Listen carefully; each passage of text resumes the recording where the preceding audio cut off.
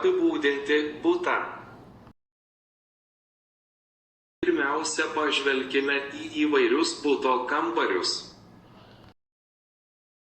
Virtuvė, poilsio zona, miegamasis, vaikų kambarys, vonia, terasa, sodas.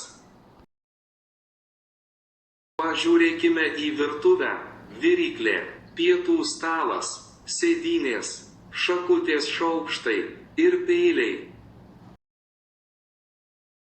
Patiekalai, sidabro dirbiniai, maistas, lentynos, padėklai.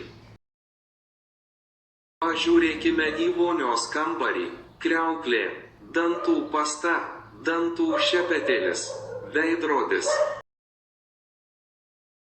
Vonios puodelis, tualetas, popierius, muilas, šampūnas, vonia ir dušas.